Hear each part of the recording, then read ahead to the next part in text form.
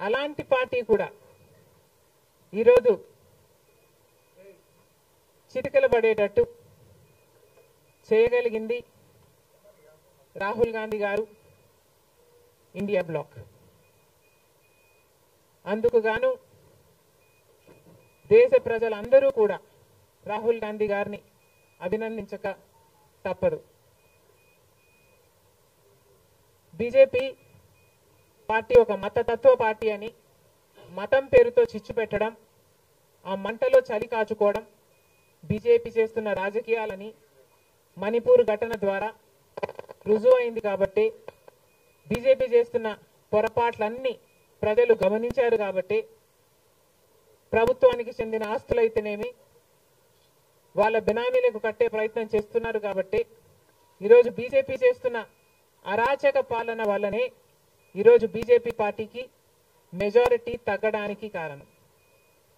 ఇంకొంచెం ఉంటే almost BJP party అసలు ప్రభుత్వమే ఏర్పాటు చేయలేని స్థితికి ఈరోజు బీజేపీ పార్టీ దిగజారిపోయింది. ఇలాంటి ప్రభుత్వం ఎన్ని రోజులు ఉంటుందో చెప్పలేని పరిస్థితి ఈరోజు ఉంది. కేంద్రంలో బీజేపీ పార్టీ అధికారంలో ఉంది అన్న మాటే తప్ప పవర్ మాత్రం ఈరోజు బీజేపీ చేతిలో లేకుండా పోయింది. ఎందుకంటే ఈరోజు బీజేపీ పార్టీ వాళ్ళ స్ట్రెంగ్త్ కోసం ఇతరుల మీద డిపెండ్ అయ్యే పరిస్థితి ఈరోజు బీజేపీ పార్టీకి కల్పించడంలో కాంగ్రెస్ పార్టీ, రాహుల్ గాంధీ గారు, ఇండియా బ్లాక్ సక్సెస్ అయ్యారు.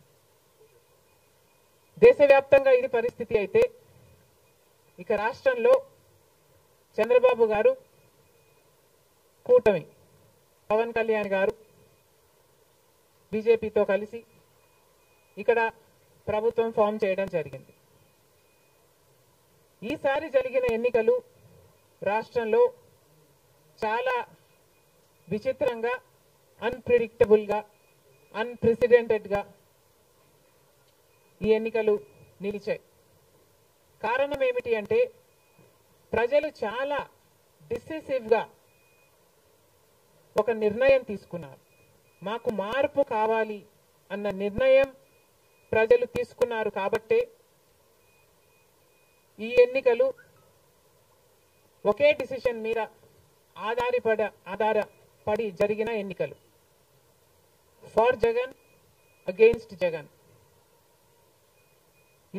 ఒకటే డిసిషన్ గా ఈ ఎన్నికలు నిలిచాయి. For Jagan or against Jagan. Against Jagan అన్న మార్పు కావాలి అన్న ఈ గట్టి డిసిషన్ ప్రజలు తీసుకున్నారు. కాబట్టి ఈరోజు వాళ్ళ ఓటు వేస్ట్ కాకూడదు అన్నట్టుగా చాలా డిసిసివ్ గా they voted with a vengeance for change. ఇది అవునన్నా కాదన్నా ఇది వాస్తవం. కేవలం అంత గట్టి నిర్ణయం ప్రజలు తీసుకొని మార్పు కావాలి అన్న అంత గట్టి డిసిజన్ తీసుకున్నారు. కాబట్టి ఇన్ ద ప్రాసెస్ ఈరోజు కాంగ్రెస్ పార్టీ కూడా అనుకున్న మేరకు పర్ఫామ్ చేయలేకపోయింది. కాంగ్రెస్ పార్టీ కూడా కేవలం నెల రోజుల ముందు సర్వే చేస్తే Congress party vote share between 6 to 7% ఉంది. దాన్ని మేము కష్టపడి పనిచేస్తే నేనే స్వయంగా 64 కాన్స్టిట్యుయెన్సీల్లో క్యాంపెయిన్ చేయడం కూడా జరిగింది.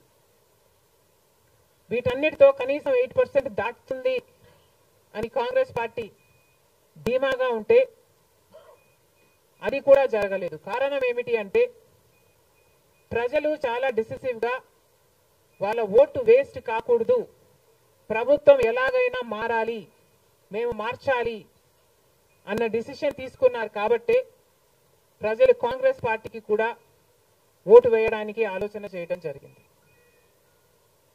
ఏది ఏమైనా కాంగ్రెస్ పార్టీ ప్రజల గుండెల్లో స్థానం సంపాదించుకోవడం మొదలుపెట్టింది.